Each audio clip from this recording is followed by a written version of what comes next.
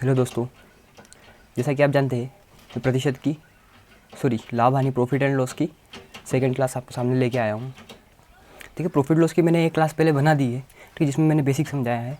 और ये वाली क्लास जो है इसमें मैं दो टाइप के आपके लिए क्वेश्चन लेके आया हूँ। ठीक है,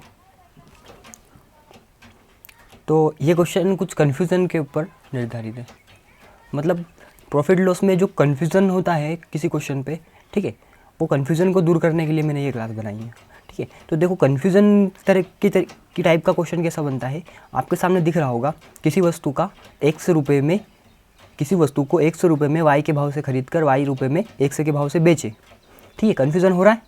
100 रुपये में वाई के भाव से खरीद रहा है, वाई रुपये में 100 के भाव से बेच रहा है, तो सौदे में लाभ हो रहा है या हानि हो रहा है, तो कन्फ्यूज़न बढ़ रहा है।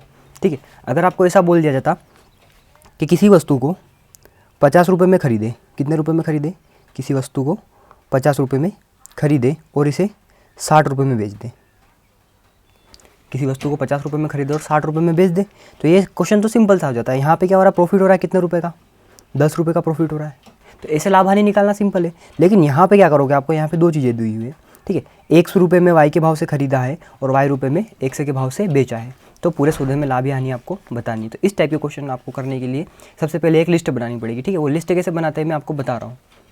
देखिए 100 रुपये में वाई के भाव से खरीदी, अब ठीक है ये भाव पे आधारित है। ठीक है, भाव पे खरीदी मतलब इसका ये हुआ कि आप कहीं दुकान पे जाते हो कोई सामान, ठीक है, वहाँ पे क्या भाव चलता है। ठीक है, भाव जैसे चलता है कि आप 40 रुपये प्रति किलो शक्कर है, ठीक है, 50 रुपये किलो आटा है।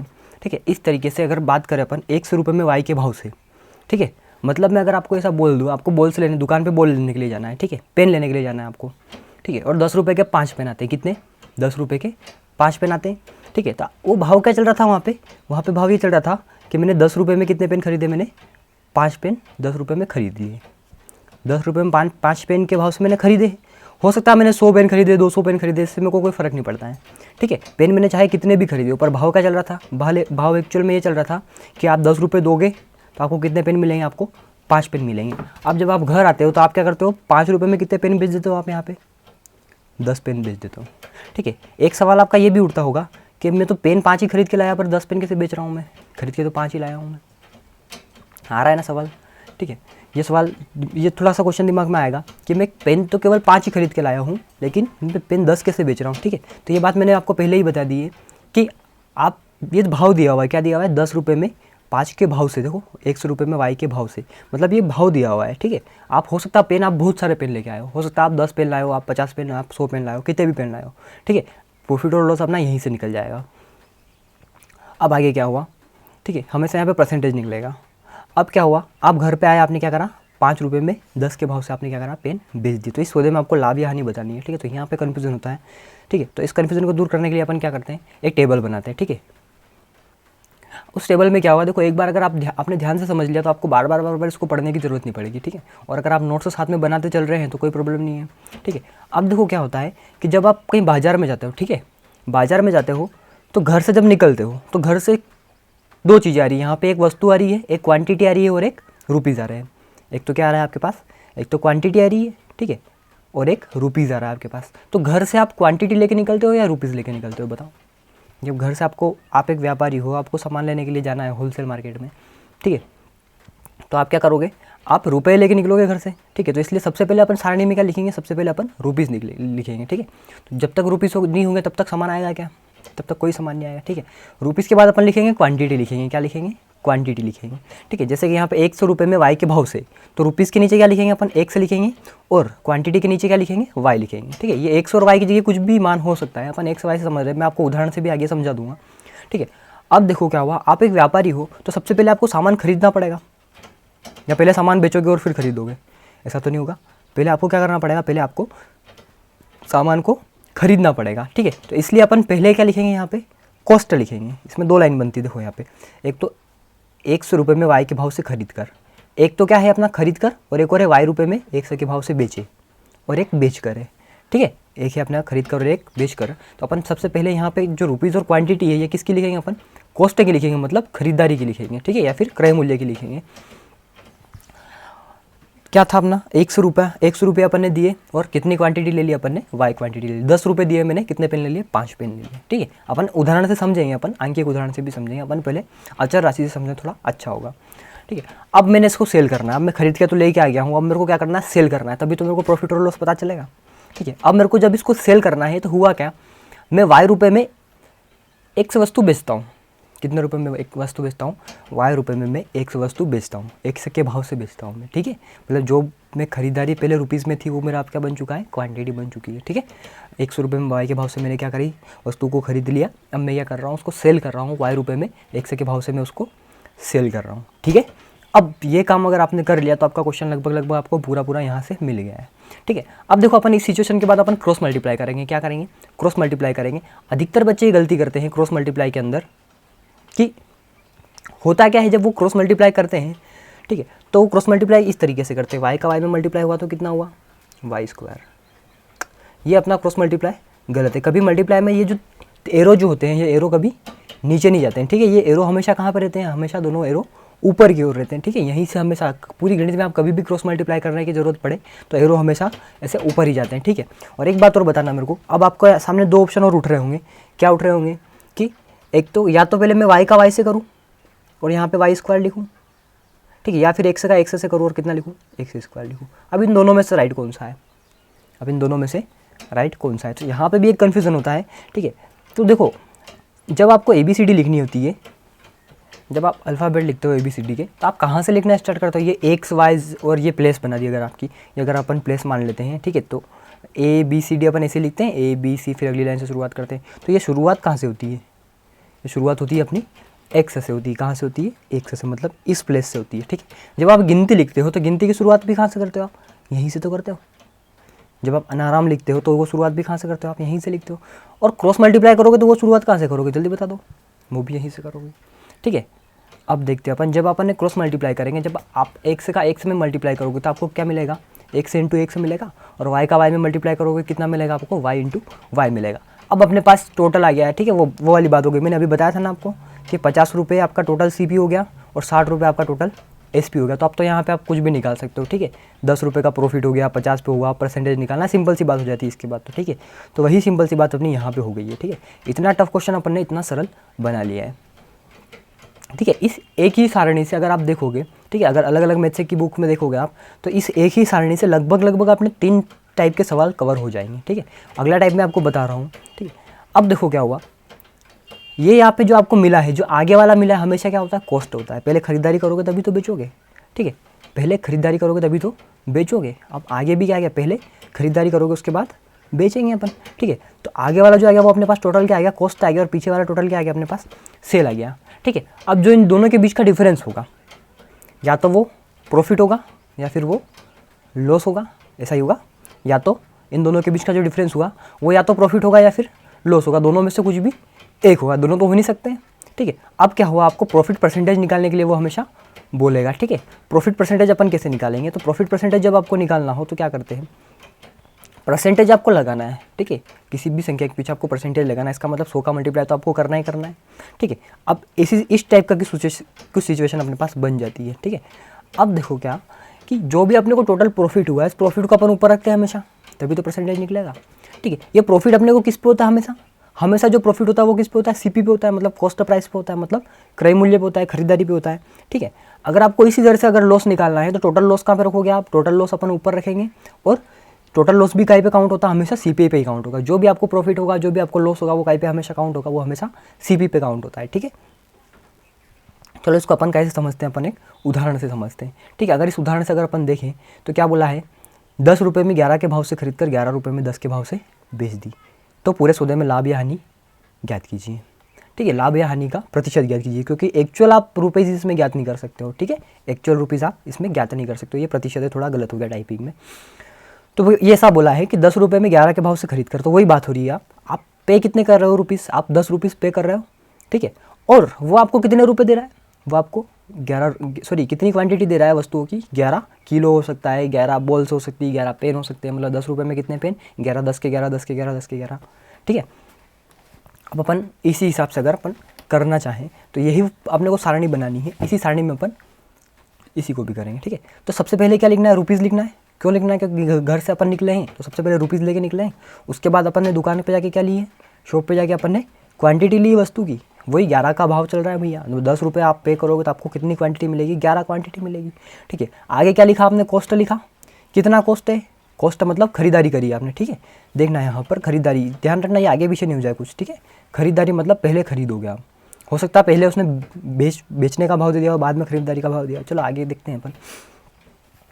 तो कॉस्ट क्या है, 10 रुपये में मैंने कितनी क्वांटिटी आ गई, मेरी 11 क्वांटिटी आ गई। अब मैं इसको सेल करना चाहता हूँ, क्या करना चाहता हूँ, मैं इसको सेल करना चाहता हूँ। और जब मैंने सेल करा तो मैंने किस रेट में सेल करा, मैंने उसको 11 रुपये में 10 के भाव से मैंने उसको सेल कर दिया है। ठीक है, 10 रुपये में 11 के भाव से खरीदा और 11 रुपये में मैंने 10 के भाव से सेल कर दिया है। अब अपन क्या करेंगे, वही अपने को क्रॉस मल्टीप्लाई करना है, अभी बताया था कैसे करना है। ठीक है, तो जब आप क्रॉस मल्टीप्लाई करोगे तो 10 और 10 कितना हो जाएगा, 100 हो जाएगा। ठीक है, और 11 इंटू 11 कितना हो जाएगा, 121 हो जाएगा। ठीक है, अब आपने को क्या मिल गया, टोटल सीपी मिल गया है, टोटल कॉस्ट प्राइस मिल गई है और टोटल सेलिंग प्राइस आपको मिल गई है। मतलब 100 रुपये में आप कोई वस्तु खरीद के लाते हो और उसको कितने रुपये में बेचते हो, 121 रुपये में बेचते हो। तो यहाँ पे आपको प्रॉफिट हो रहा है, साफ साफ दिख रहा है। और कितने रुपये का आपको प्रॉफिट हो रहा है, आपको यहाँ पे 21 रुपये का प्रॉफिट हो रहा है। ठीक है, अब आपको प्रॉफिट परसेंटेज अगर कैलकुलेट करना है तो अपन प्रॉफिट परसेंटेज के लिए क्या करते हैं, जो भी प्रॉफिट होता है उस प्रॉफिट को अपन ऊपर रखते हैं। तो कितने रुपये का प्रॉफिट हुआ, 21 रुपये का प्रॉफिट हुआ। और ये 21 रुपये का प्रॉफिट किस पे हुआ, कॉस्ट प्राइस पे हुआ। कॉस्ट प्राइस कितनी है अपने पास, 100 रुपये है। ठीक है, ये देखो दोनों सेम सेम आ गए, कोई समस्या नहीं है यार। तो 100 से 100 कैंसिल हो जाएगा। ठीक है, तो 100 से 100 अगर कैंसिल हो गया तो क्या बचा आपका, 21% का इसको क्या हुआ, प्रॉफिट हो गया, सिंपल सा। देखो मैं बोल रहा था अगला टाइप भी इसी से कुछ सोल्व होगा। तो इस टाइप में बहुत सारे बच्चे कन्फ्यूजन होते हैं। ठीक है, कन्फ्यूजन होता है कि बटे में किसको रखे, कौन सीपी है कौन एसपी है। बहुत सारे ऐसे भी करके बताते हैं कि हमेशा वस्तु आए तो विक्रय मूल्य बटे में रखो, पर कभी भी विक्रय मूल्य बटे में नहीं आता है। जो भी प्रॉफिट या लॉस होगा वो हमेशा किस पे काउंट होगा, हमेशा और हमेशा वो हमेशा सीपी पे काउंट होगा। ठीक है, तो इसको अपन उस सारणी से करने की कोशिश करते हैं। अब इस क्वेश्चन को जब आप पढ़ोगे तो क्या लिखा हुआ है, 9 वस्तुओं का विक्रय मूल्य लिखा हुआ है। क्या लिखा हुआ है, 9 वस्तुओं का विक्रय मूल्य 15 वस्तुओं के क्रय मूल्य के बराबर है। अब आपको मूल्य तो दिया हुआ ही नहीं है, मूल्य तो आपको दिया हुआ ही नहीं है। 9 वस्तुओं का विक्रय मूल्य, तो कितने रुपए की 9 वस्तुओं बेची मैंने, विक्रय मूल्य मतलब बेची। अब देखो इसमें थोड़ा कन्फ्यूजन बता दिया ना, क्रय मूल्य नहीं। अब क्या, अब पहली लाइन जो उसने दी है वो लाइन ही उसने बेचने की दे दी है, विक्रय कर दिया उसने, पहली बार में लाइन में विक्रय कर दिया उसने, और दूसरी लाइन में उसने खरीदारी करी है। ठीक है, पर अपने को सारणी अगर आती है अच्छी तरीके से तो अपन सीपी की जगह सीपी लिखेंगे और विक्रय मूल्य यानी एसपी की जगह अपन एसपी लिखेंगे। ठीक है, अब यहाँ पे आपको 9 वस्तुओं का विक्रय मूल्य ऐसा बोला है, तो विक्रय मूल्य आपको पता नहीं है तो आप कुछ भी मान सकते हो, आप 1 रुपये भी मान सकते हो। ठीक है, मतलब मैंने 1 रुपये में कितनी वस्तुएं बेची, मैंने 9 वस्तुएं बेची और खरीदी कितने में थी, मैंने उसको 1 रुपये में 15 वस्तु मैंने खरीदी थी। चलो अपन इसको कैसे करते हैं, अपन टेबल से करते हैं। ठीक है, रुपीज़, क्वांटिटी, सीपी और एसपी। ठीक है, सीपी कितनी है, अब आप अगर बोलना चाहोगे मैं 1 रुपये में 9 वस्तुएं खरीद के लाया, कितनी वस्तु खरीद के लाया मैं, 1 रुपये में 9 वस्तु खरीद के लाया, क्या ऐसा हो रहा है क्या। एक बार क्वेश्चन और ध्यान से पढ़ लेना, क्या मैं 1 रुपये में 9 वस्तु खरीद के लाया क्या, लैंग्वेज पे जाओ थोड़ा सा, क्या मैं 1 रुपये में 9 वस्तु खरीद के लाया क्या, नहीं खरीद के लाया। मैंने 1 रुपये में 9 वस्तुएं मैंने बेची है। देखो 9 वस्तुओं का विक्रय मूल्य लिखा हुआ है, क्या लिखा हुआ है, 9 वस्तुओं का विक्रय मूल्य लिखा हुआ है, न कि यहाँ पे क्रय मूल्य लिखा हुआ है। तो क्रय मूल्य कितना है अपने पास, 1 रुपये में मैंने 15 वस्तुएं क्रय करी है। ठीक है, 1 रुपये में कितनी वस्तुएं क्रय करी है, मैंने 15 वस्तुएं क्रय करी है। और अब मैंने 1 रुपये में कितनी वस्तु बेच दी, मैंने 1 रुपये में मैंने यहाँ पर 9 वस्तुएं बेच दी है। 1 रुपये में 15 वस्तुएं खरीदी, 1 रुपये में 9 वस्तुएं बेची। मतलब जो क्रय मूल्य और विक्रय मूल्य था, ठीक है, जो रुपीज़ में था वो क्या था, दोनों बराबर था। देखो ये विक्रय मूल्य क्रय मूल्य के बराबर हो, देखो दोनों बराबर है। 1 रुपये में अगर खरीदता हूँ तो बेचता हूँ भी कितने में हूँ मैं, वस्तु 1 रुपये में ही बेचता हूँ। अब क्या करना है आपको, डायरेक्ट यहाँ पे क्रॉस मल्टीप्लाई करना है। ठीक है, जब आप क्रॉस मल्टीप्लाई करोगे तो कितना आएगा आपका, 9 एकम 9 और 15 एकम 15। ठीक है, अब यहाँ पे आपको टोटल सीपी कितनी मिल गई है, 9 रुपये, और टोटल एसपी कितनी मिल गई आपको, 15 रुपये मिल गई है। जो भी इनके बीच का डिफरेंस है, कितना आया डिफरेंस, 6 रुपये का आपका डिफरेंस आया। ठीक है, और ये 6 रुपये आपका क्या हो रहा है, यहाँ पे प्रॉफिट हो रहा है। तो प्रॉफिट परसेंटेज अपन कैलकुलेट करेंगे तो 6 रुपये का आपका प्रॉफिट हो रहा है। ठीक है, और 6 रुपये का प्रॉफिट किस पे हो रहा है, 9 पे हो रहा है। तो जब आप इसको काटोगे, ठीक है, तो कितनी बार कटेगा, 3 से, 3 दूना 6, 3 तिया 9, तो ये कितना आएगा अपना 200/3 आएगा। 200/3 मतलब 66 सही 2/3% अपना राइट आंसर होगा। ठीक है, अब आपने बोला अगर वस्तुएं अगर क्या है आपका मूल्य बराबर है, रुपीज़ अगर बराबर है, क्रय मूल्य और विक्रय मूल्य दोनों बराबर है, तो क्यों ना मैं एक की जगह कुछ दूसरा मान के देखूँ तो भी आंसर ये आना चाहिए, आएगा कि नहीं आएगा। ठीक है, अगर ये फॉर्मूला राइट होगा तो भी आपका आंसर यही आएगा। तो देखते हैं अपन, अगर मैं इस एक को हटा के यहाँ पे क्या कर दूँ, मैं 10 मान लिया मैंने कि मैंने 10 रुपये में 15 वस्तुएं खरीदी और कितने रुपये में, 10 ही रुपये में मैंने 9 वस्तुएं बेची। ठीक है, 10 रुपये में 15 वस्तु खरीदी, 10 रुपये में 9 वस्तु बेची। ये हमेशा क्या रखा आपने, बराबर बराबर रखा। तो 9 × 10 कितना हो जाएगा, 90 हो जाएगा, और 15 × 10 कितना हो जाएगा, 150 हो जाएगा। ठीक है। 90 रुपये आपके पास टोटल CP आ गया, टोटल SP कितना आ गया, 150 रुपये आ गया। तो यहाँ पे आप जो प्रॉफिट कमा रहे हैं, कितने रुपये का कमा रहे हो आप, 60 रुपये का प्रॉफिट कमा रहे हो, साफ साफ दिख रहा है, ठीक है। तो 60 प्रॉफिट परसेंटेज अगर आपने निकाला तो 60 रुपये का आपने प्रॉफिट कमाया, और ये किस पे कमाया, 60 रुपये का प्रॉफिट आपने CP पे कमाया, और CP यहाँ पे कितनी हो गई अपनी, अब CP हो गई 90। तो ये जीरो तो वापस आगे कटना ही है, तो वापस देखो ये पूरा वही का वही बन गया जो पहले था, ठीक है। अब देखो बच्चे, बात ये भी आती है कि सर आप इतना लंबा इतना बड़ा करके बता रहे हो, ये क्वेश्चन तो हमको वैसे भी आता था, कैसे आता था। अगर आप ये क्वेश्चन अगर आपको किसी ने सिखाया होगा तो इस तरह से भी सिखाया होगा कि 9 वस्तु तो विक्रय मूल्य है, तो SP कितनी है, SP कितनी है आपकी 9 है, और SP 9 नहीं है, वस्तु है यहाँ पे, ठीक है। अपन इस चीज़ को समझ चुके हैं। और CP कितनी है आपकी, यहाँ पे CP कितनी है, CP 15 है। दोनों का डिफरेंस कितना आया, दोनों का डिफरेंस आया अपना 6 आया। और बटे में क्या रखोगे, बटे में तो CP रखते हैं, और CP तो 15 ही नहीं दी। बटे में अगर आप CP रखोगे तो CP कितनी आएगी आपकी 15, पर यहाँ पे तो बटे में SP रख रखी है आपने, देखो आ रहा है ना। तो यहाँ पे बहुत सारा अपना कन्फ्यूज़न बन जाता है, ठीक है। वो डिफरेंस ले लेके भी अगर अपन करें, ठीक है, तो अपने को पता नहीं चलता कि बटे में अपने को क्या रखना है, ठीक है। या फिर अगर वस्तु वाले सवाल आ जाए तो ऐसा भी सोच लेना आप, पर आप ऐसा इतना सारा क्यों करो, इतना सारा क्यों कर रहे हो। आपने जब एक चीज़ सीख ली है, इससे आपके 3 टाइप के क्वेश्चन सोल्व हो रहे हैं, तो फिर क्या समस्या है आपने को, ठीक है। चलते हैं नेक्स्ट क्वेश्चन पे। अब अगले टाइप के जो क्वेश्चन आ रहे हैं वो अपना मिश्रण पर आधारित अपने क्वेश्चन होंगे, ठीक है, बेस्ड ऑन एलिगेशन। अब मिश्रण पर आधारित क्वेश्चन कैसे, तो इससे मैं थोड़ा सा मैं आपको अनुपात के बारे में थोड़ा सा कुछ बता रहा हूँ, 2 मिनट, ठीक है। जिसको आता है वो थोड़ा सा वेट कर ले, 2 मिनट के लिए देख ले, उसको अभी थोड़ा अच्छा से क्लियर हो जाएगा, ठीक है। आपके पास कोई एक वस्तु है, आपके पास एक 4 लीटर का टैंक है, ठीक है, 4 लीटर का आपके पास क्या है, टैंक है। इस टैंक को आपने क्या करा, आपने 2 भागों में बांट दिया, ठीक है। आपने इसको 2 भागों में बांटा, और किस भाग में बांटा आपने, 3:1 के भाग में बांटा। तो आपको साफ साफ दिख रहा होगा कि जो बड़ा भाग है इसमें कितने लीटर पानी आएगा, 3 लीटर पानी आएगा। जो छोटा भाग है इसमें कितने लीटर पानी आएगा, 1 लीटर पानी आएगा, ठीक है। चलो अगर आपको ऐसा ही मैंने बोल दिया कि आपके पास कितने लीटर का टैंक है, आपके पास 400 लीटर का टैंक है, कितने लीटर का टैंक है, 400 लीटर का टैंक है, ठीक है। आपको इसको भी 3:2 में बांटना है, 3:1 में बांटना है। तो बताओ कैसे बांटोगे, मतलब जब इस टैंक में 3 लीटर पानी आता है तो इस टैंक में कितने लीटर पानी आ जाता है, 1 लीटर पानी आ जाता है, ठीक है। तो अपन इसको किस टाइप से बांटते हैं, अपन इसको बांटते हैं 3 और 1 कितना, 4 बराबर कितना 400, तो 1 बराबर कितना आएगा 100। 1 बराबर अगर 100 आ गया तो 3 बराबर कितना 300, इससे मल्टीप्लाई कर दिया 100 का, 1 बराबर कितना आ रहा है 100 आ ही रहा है, ठीक है। तो यहाँ से एक टंकी में तो कितना आएगा 300 आएगा, और एक और टंकी में कितना आएगा 100 लीटर, तो टोटल मिला के अपने पास 400 हो गया, ठीक है। तो इस टाइप के एलिगेशन में इस चीज़ की आपको थोड़ी सी ज़रूरत पड़ने वाली है, ठीक है। जैसे एलिगेशन के लिए अपन चलते हैं आगे। तो अब आपके सामने क्या होगा, देखो एक स्कूल दिया हुआ है, स्कूल में कितने टोटल मिला के आपके पास कितने लोग हैं, 90 लोग हैं, ठीक है। देखो इस चीज़ का प्रॉफिट लॉस में उपयोग है, इसलिए मैं आपको बता रहा हूँ, ठीक है। अगर उपयोग नहीं होता तो मैं आपको बताया चाहिए नहीं, इसके लिए अगला चैप्टर बनाते ही अपन, ठीक है। अब इसमें क्या है, स्कूल में गर्ल्स भी और बॉयज़ भी है, तो चलो बताओ मेरे को कि गर्ल्स की संख्या कितनी है और बॉयज़ की संख्या कितनी है, बता पाओगे क्या, नहीं बता पाएंगे। क्यों नहीं बता पाएंगे, क्योंकि अपने पास आंकड़े तो अधूरे, आपने बता ही नहीं रखा है। टोटल अगर 90 है तो गर्ल्स और बॉयज़ कैसे बता दूँ मैं, बता सकते हैं क्या, कुछ भी नहीं बता सकते, आपके पास कोई क्लू नहीं है। अगर मैं आपको एक क्लू दे देता हूँ छोटा सा, कि जो गर्ल्स है उनकी एवरेज कितनी है, एवरेज एज कितनी है 25, मतलब औसत आयु उनकी 25 है। और जो बॉयज़ है लड़के हैं जो उनकी औसत आयु कितनी है, उनकी औसत आयु 40 है। और अगर पूरे स्कूल की अगर मैं औसत आयु निकालूँ, पूरे स्कूल की अगर मैं औसत आयु निकालूँ तो वो कितनी है 30 है, ठीक है। तो यहाँ से अपना मिश्रण लगता है, क्या लगता है, यहाँ से अपना मिश्रण लगता है। तो मिश्रण किस टाइप से लगता है कि देखो, मिश्रण लगने का, एलिगेशन लगने का सबसे पहला रूल ये है कि ये जो बीच वाला जो अपना आंकड़ा है, ठीक है, जो 30 है, ये 1 से तो छोटा होना चाहिए और 1 से बड़ा होना चाहिए। देखो 40 से छोटा है और 25 से बड़ा है, ठीक है। पहला नियम तो अपना क्या बोलता है एलिगेशन का, ये वाला, ठीक है। दूसरा नियम ऐसा बोलता है कि हमेशा आप इन दोनों का अंतर लोगे। 40 में से 30 गया तो कितना आएगा, 40 में से 30 गया तो अपना कितना आएगा 10 आएगा। हमेशा इन दोनों का क्या लोगे आप, अंतर लोगे, ठीक है। और हमेशा जो आपने इनका अंतर लिखा है वो आप कहाँ पे लिखोगे, सीधी सीधी लाइन में आगे लिखोगे इसको, ठीक है।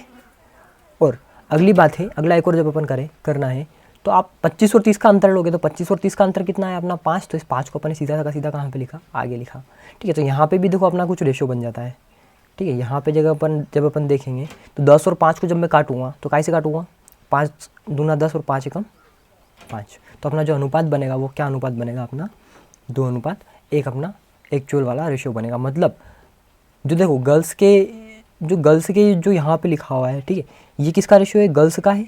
और ये किसके नंबर है, ये बॉयज़ के नंबर है, ठीक है। अब क्या हुआ कि आगे करते हैं अपन।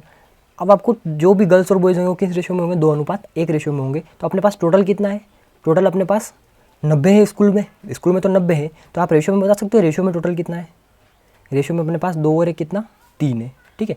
तो 2 और 1 अपना कितना है, रेशो में टोटल 3 है। और एक्चुअल में कितना अपना 90 है, टोटल तो अपने पास 90 था यहाँ पे, ठीक है। तो एक्चुअल में 90 है और रेशो में 3 है, तो रेशो बराबर टोटल के रखेंगे अपन। तो 3 बराबर अगर 90 के आया तो 3 से कटेगा 90 कितनी बार में, 3 3 9, तो 1 बराबर किसका आ जाएगा, 30 के आ जाएगा। 1 बराबर अगर 30 है, ठीक है, तो गर्ल्स का रेशो कितना है, 2 है। 1 बराबर अगर 30 हुआ तो 2 का मल्टीप्लाई अगर आप 30 से करोगे तो गर्ल्स का नंबर आ जाएगा। कितनी गर्ल्स है स्कूल में, 60 गर्ल्स है, ठीक है। और अगर बॉयज़ के रेशो से आप मल्टीप्लाई करोगे मतलब 1 × 30, ठीक है, 1 बराबर 30 के तो है ही है, तो 1 × 30 करोगे तो कितना, 30, ठीक है। तो यहाँ पे आपके पास किसका रेशो आ जाएगा, आपके पास किसकी संख्या आ जाएगी, आपके पास बॉयज़ की संख्या आ जाएगी। तो दोनों मिला के क्या 90 हो रही है क्या, तो बढ़ गए हैं क्या, ठीक है। तो इस टाइप के सवालों में क्या लगता है, मिश्रण लगता है, ठीक है। तो प्रॉफिट लॉस में भी इसका बहुत यूज़ है, ठीक है। तो चलते अपन सीधे प्रॉफिट लॉस के सवाल पे अब, ठीक है। अब देखो क्या हुआ, हिना ने 18,000 में 2 पुराने स्कूटर खरीदे।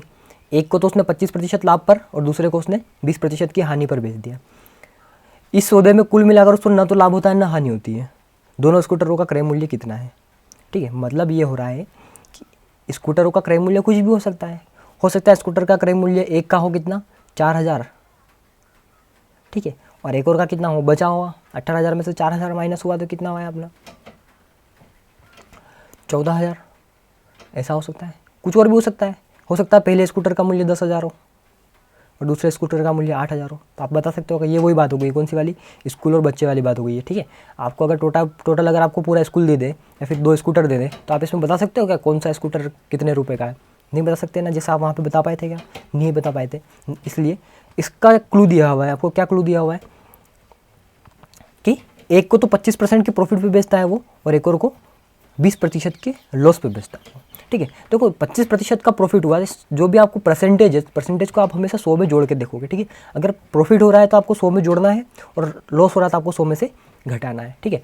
तो देखो 25% के लाभ पर बेचा, ठीक है, तो 25% का लाभ तो उस एक स्कूटर पे कमा लिया उसने, मतलब कितने में कितना बिक गया उसका, 125 आ गया, ठीक है। 20% की हानि हो रही है तो दूसरी तरफ दूसरे स्कूटर पे 20% की हानि हो रही है तो कितना आया आपका, 80 आया, ठीक है। और ऐसा टोटल मिला के अगर उसको वो अगर सौदा पूरा करे, ठीक है, तो ना तो उसको लाभ हो रहा है ना हानि हो रही, पूरे सौदे की बात हो रही है, ठीक है। एवरेज मतलब टोटल पूरे स्कूल के एवरेज एज की बात हो रही थी, ठीक है। जो अपन ने करा था इसके पिछली वाली स्लाइड में क्या करा था, पहले अपन ने गर्ल्स का एवरेज एज निकाली थी, बॉयज़ की एवरेज एज निकाली थी और फिर टोटल स्कूल की एवरेज एज आपने निकाली थी। तो इसी तरह से यहाँ पे हुआ, पहले स्कूटर का पे आपका प्रॉफिट हो गया, दूसरे स्कूटर पे आपका लॉस हो गया और पूरा जो सौदा हुआ उसमें आपको 100% ही मिल गया, ना तो आपका प्रॉफिट हो रहा है ना आपका लॉस हो रहा है, अगर पूरे सौदे की अपन बात करें तो। आगे क्या करना है अपने को, यहाँ से वही लगाना अपने को, क्या मिश्रण लगाना है। तो मिश्रण जब आप लगाओगे यहाँ से तो क्या करते हो, 80 और 100 का अंतर देखोगे तो 80 और 100 का अंतर कितना आया आपका, 20 आया। और 100 और 25 का अंतर आपका कितना आया, 100 और 125 का अंतर कितना आया, 125 आया। क्या इसमें रूल बैठ रहा है, क्या आपका रूल बैठ रहा है क्या एलिगेशन का, एक संख्या छोटी एक संख्या बड़ी वाले मैंने बताया था आपको, ठीक है। अब यहाँ से जो रेशो बना इस रेशो में आपका स्कूटर का प्राइस बढ़ जाएगा। तो रेशो क्या बना, कैसे काटा आपने, 5 से काटा, 5 चौक 20 और 5 5 25, तो आपका रेशो क्या बना, 4 बना है। और आपके पास टोटल कितना है, 18,000 है। 18,000 को 4:5 में बांटना तो क्या करेंगे अपन, इन दोनों को जोड़ते हैं, 4 और 5 को तो कितना आया, 9 बराबर कितना आया अपना 18,000 क्या आया, 9 बराबर अगर 18,000 के तो 1 बराबर किसके, 9 दूना 18, मतलब तो 1 बराबर किसके आएगा, 9 एकम 9 और 9 दूना 18, तो 1 बराबर किसके आया, 2,000 क्या आया। 1 बराबर अगर 2,000 के हैं तो आपको किसकी वैल्यू निकालनी है, दोनों स्कूटरों का क्रय मूल्य निकालना है। तो पहले स्कूटर का क्रय मूल्य ये है, इसमें 4 का गुणा कर दो, ठीक है, 2,000 में 4 का गुणा कर दो तो कितना आएगा आपका, 4 दूना 8,000, मतलब पहले स्कूटर का क्रय मूल्य कितना है, जो प्रॉफिट पे बिका था उसका क्रय मूल्य कितना था, 8,000 रुपये था, और जो लॉस पे बिका उसका क्रय मूल्य कितना होगा, 2,000 का 5 से मल्टीप्लाई करो तो कितना आएगा, 5 दूना 10,000, तो टोटल मिला के 18,000 हो गया है क्या, ठीक है। अगर पसंद आ रहा तो लाइक ज़रूर करो और उसको शेयर ज़रूर कर देना, ठीक है। तो चलते हैं आगे, ठीक है। अगला क्वेश्चन आपको ऐसा दिया हुआ है, एक व्यक्ति ने एक मेज तथा एक कुर्सी कुल 200 रुपये में खरीदी। तो उसने मेज भी खरीदी और टेबल भी खरीदी है, ठीक है, सॉरी टेबल भी खरीदी उसने, कुर्सी भी खरीदी, मेज टेबल तो एक ही होता है, ठीक है। और टोटल कितने में खरीदी उसने, 2,000 रुपये में टोटल खरीदी है उसने। तो तो आप यहाँ से तो आप किसी भी हालत में बता नहीं सकते हो कि मेज़ का प्राइस कितना है और चेयर का प्राइस कितना है। बता सकते हो क्या? नहीं बता सकते हो। ठीक है, इसके लिए आपको क्लू मिला हुआ है। क्या क्लू मिला हुआ है? मेज़ को उसने 20% के लाभ पर तथा कुर्सी को 30% के लाभ पर। अब देखो दोनों जगह लाभ हो रहा है। ठीक है, हानि मत कर देना। ठीक है, तो आपके पास एक टेबल है और एक कुर्सी है। अब क्या हुआ, मेज को तो उसने 20% के लाभ पर मतलब 120 और चेयर को 30% के लाभ पर मतलब कितना 130। ऐसा कुल करने पर उसको पूरे सौदे में क्या होता है 23% का लाभ हो जाता है उसको। ठीक है, अब देखो दोनों लाभ दोनों प्लस प्लस में चल रहा है, तो जो भी सौदा हुआ होगा पूरा उसमें लाभ हो ही रहा होगा। ऐसा जब उसने कुल करा है तो क्या उसको पूरे सौदे में 23% का लाभ हो गया। तो देखो अपना रूल बैठता है क्या यहाँ पे, बीच वाला जो आंकड़ा होता है, जो बीच वाली वैल्यू होती है वो हमेशा एक से छोटी होती है एक से बड़ी होती है। देखो एक से छोटी एक से बड़ी है, बिल्कुल है, मतलब अपना यहाँ पे एलिगेशन राइट है। अगर ऐसा छोटा बड़ा नहीं आ रहा मतलब अपन ने सवाल में कहीं ना कहीं गलती करी है, या तो सवाल पढ़ने में मिस्टेक करी होगी या फिर सवाल गलत होगा।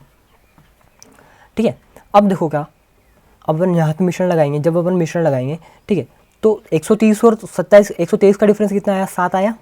ठीक है, और 120 और 123 का डिफरेंस कितना आया 3 आया। तो अपना अनुपात क्या बनेगा यहाँ पे, जो अपना अनुपात बना वो 7:3 अपना यहाँ पे बनता है। ठीक है, मतलब 2000 रुपये किस अनुपात में बढ़ जाएंगे आपके 7:3 में बढ़ जाएंगे। ठीक है, तो कैसे बांटोगे आप, 7 और 3 कितना 10 बराबर किसके रखा आपने, 10 बराबर रखा आपने 2000 के। तो 1 बराबर किसके आएगा, 1 बराबर 200 के आएगा। 1 बराबर अगर 200 के आया है तो किसका क्रय मूल्य पूछा है, मेज़ का क्रय मूल्य पूछा है। तो मेज़ के सामने लिखा हुआ है जस्ट, ठीक है, टेबल के सामने लिखा हुआ है उसका अनुपात 7 है। ठीक है, तो आप 200 में किसका गुणा कर दोगे, 7 का गुणा कर दोगे तो कितना आएगा आपका 7 दूना 1400 रुपये। तो किसका क्रय मूल्य हो गया, मेज़ का क्रय मूल्य हो गया। ठीक है, आ रहा है पसंद, सॉरी 14,000 नहीं है यार, 1400 रुपये। 1400 रुपये तो किसका क्रय मूल्य हो गया, मेज़ का क्रय मूल्य हो गया।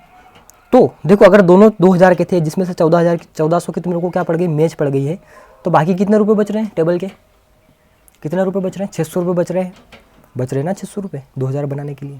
ठीक है, इसका मतलब 100% जो चेयर होगी वो कितने रुपए की होगी, 600 रुपये की होगी। अगर 600 रुपये की चेयर अपने यहाँ पे पता चल रहा है, ठीक है, तो इसका मतलब अपने क्वेश्चन में भी तो होना चाहिए 1 बराबर कितना आया 200 का आया। तो आप 200 का अगर 3 से मल्टीप्लाई करो क्या 600 नहीं आएगा क्या। तो चेयर का आपका प्राइस कितना आ गया 600 रुपये और टेबल का प्राइस कितना आ गया 1400 रुपये। ठीक है, नेक्स्ट क्वेश्चन है, सेम आ गया।